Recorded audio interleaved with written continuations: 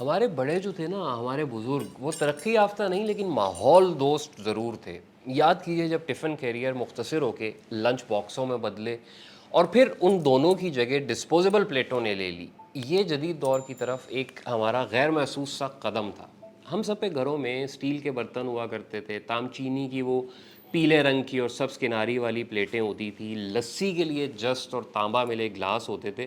اس سے تھوڑا پیچھے جائیں تو مٹی کے برتنوں میں کھانا پینا بالکل برا نہیں سمجھا جاتا تھا۔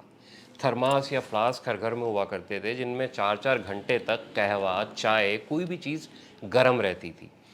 گھر سے بزرگ سبزی یا سودا سلف لینے نکلتے تو ہاتھ میں کوئی تھیلا یا ٹوکری وغیرہ پہلے سے لے کر جاتے۔ دودھ دہی کے الگ برتن ہوا کرتے جو سیدھے بھانے پہنچائے جاتے، یا صبح صبح کسی جوان کی ذمہ داری ہوتی کہ دوڑ کر جائے اور تازی چیز گھر لے کے آئے۔ ہمارا وقت آنے تک یہ سب کچھ دیواروں پہ سجاوٹ کے طور پہ ٹنگنا شروع ہو گیا، اور آج کل صرف کلچر ڈے قسم کے تہواروں پہ نظر آتا ہے۔ اس کے بعد لیکن ہمارے ساتھ باقاعدہ ہاتھ ہوا، وہ یہ ہوا کہ دنیا کچرا کم کرنے اور وسائل بچانے کی مہم پر چل نکلی۔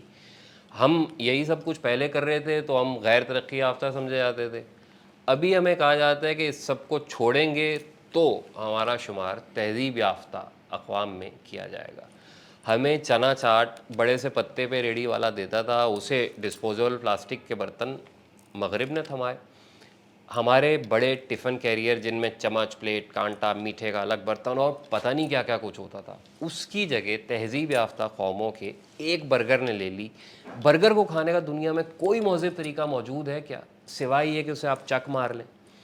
ہمارے مٹی کے برتن ٹوٹتے تھے تو واپس خاک ہو جاتے تھے، تانبے یا اسٹیل کے برتن صدیوں چلتے تھے، انہیں بدلنے کا کوئی سوال ہی پیدا نہیں ہوتا تھا۔ تو یہ پلاسٹک کی جگہ کہاں سے بنتی؟ یہ 72 لوازمات والا ڈنر سیٹ اور سب کا سب پلاسٹک، یہ کہاں سے آیا؟ ہمارے پاس تو انڈسٹری بھی نہیں تھی بابا، یہ سب کچھ پچھلے 20 30 برس کی پیداوار ہے۔ ہمارا قلفی والا 2 روپے میں کھوئے ملائی والی جو چیز ہمیں دیتا تھا، اسے کھانے کے بعد صرف ایک تنکا بچتا تھا۔ برف گولے والا بھی ایک تیلے پہ گولا بناتا اور تھما دیتا، یا پھر وہیں ریڑھی پہ کھڑے ہو کے برتن میں کھانے کا آپشن موجود تھا۔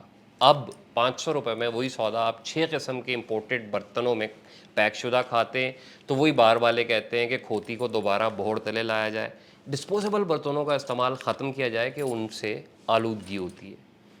مجھے یاد ہے بڑے بوڑھے ہمارے کہتے تھے کہ دودھ دہی شاپر میں نہیں لانا چاہیے، اس میں 100 قسم کی بیماریاں ہوتی ہیں۔ بیماریاں ہوں نہ ہوں لیکن وہ کم از کم شاپر تو استعمال نہیں کرتے تھے۔ کہاں سے آیا یہ شاپروں والا کلچر؟ پاکستان میں سب سے پرانی عیاشی گولی والی بوتل ہوتی تھی، وہیں دکان پہ کھڑے ہو کر پی اور بوتل واپس کر دی، موڈ ہوا تو انہیں بوتلوں سے مخالف کا سر پھاڑ دیا۔ پھر کولا قسم کی چیزیں شروع ہو گئیں، تب بھی خالی بوتلیں واپس کرنا ہوتی تھی۔ اس وقت آپ کو کہیں ملتی بھی ہے وہ دکان جہاں خالی بوتل واپس کرنا ہوتی ہے؟ سب کچھ پلاسٹک کی بوتلوں، فوائل زدہ گتے کی پیکنگ یا پھر ٹن میں پیک ملتا ہے۔ یہ ٹیکنالوجی کس نے دی؟ جس نے دی ہے وہی شور مچاتا ہے کہ اب یہ نقصان دہ، اور ہم بھی کہتے ہیں کہ ہاں ہم برے ہیں، ہم عالمی کچرے میں اضافہ کر رہے ہیں، ہم ماحول خراب کر رہے ہیں۔ یہ تم ہو بابا جو تم ہمیں اس طرف لے کے آئے ہو۔ ہم تو گوشت تک کو دھوپ لگا کے خشک کر لیتے تھے، بہت کوئی کھانا بچا تو اسے چھکے میں ڈال کے تار پہ لٹکا دیتے، نمک خانے میں رکھ دیتے۔ فریج، فریزر کوئی ہمارے باپ دادوں نے بنایا نہ، ان سے نکلنے والی نقصان دہ گیسیں اور باسی دیواسی کھانے۔ یہ شاپر اور پلاسٹک کی چیزیں، یہ سب رائتہ تم نے پھیلایا ہے اور لپیٹ میں ہم بھی آئے ہیں، جس کا الحمدللہ ہمیں دل جان سے ہمیشہ شوق رہا ہے۔ میں بتاتا ہوں کہ ہم کتنے ماحول دوست تھے۔ ہمارے سبزی پھل کے چھلکے پالتو جانور ہمارے کھاتے تھے، شاپر میں ہمارے گھر کوئی چیز آنے کا سوال ہی پیدا نہیں ہوتا تھا۔ پنساری یا گلی کے نکڑ والے دکاندار سے الائچی یا سونف کوئی بھی سودا آنا ہوتا تو وہ کاغذ کی پڑیا میں گھر آتا یا پھر اخبار سے بنے ہوئے لفافوں میں۔ ہمارے بسکٹ بھی سفید رنگ کے کاغذ میں پیک ہوتے اور ریڈیوں پہ ملتے تھے۔ ہماری مٹھائیاں گتے کے ڈبوں میں دوسروں کو آج بھی تحفے میں دی جاتی ہیں۔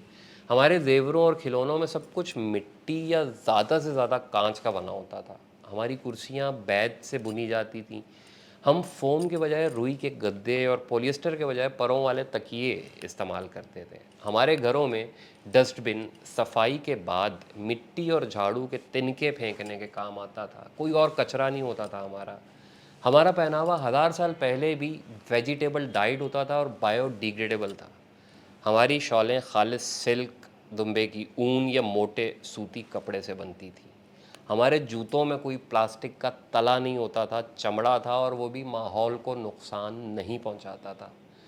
اصل کنفیوز اس وقت وہی بڑے ملک ہیں جو یہ کنزیومر کلچر لائے اور اب خود اس سے بھاگنے کے بہانے ڈھونڈ رہے ہیں۔ ہماری چمڑے کی مصنوعات جانوروں پہ ظلم کے نام سے بند کیں، اب کہتے ہیں کہ مصنوعی چمڑا 500 سال نہیں گلتا۔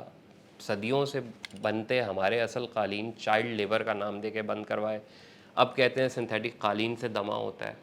کھلی بکنے والی خوراک ان ہائیجینک قرار دے دی، اب 30 روپے کے چپ سے زیادہ اس کے پیکٹ کو آلودہ قرار دے رہے ہیں۔ پلاسٹک کے شاپر بند کرواتے ہیں لیکن خوراک ٹن فوڈ بنا کے دیتے ہیں، اور پانی بوتلوں میں بکتا ہے۔ کرنا کیا ہے، رہنا کیسے، اب کوئی بھی نہیں جانتا۔ پہلے یہ سب کچرا ماحول میں شامل کرنا اربوں کی صنعت تھی، اب ماحولیات کی بات کرنے والے اربوں چھاپتے ہیں، فرق صرف یہ ہے۔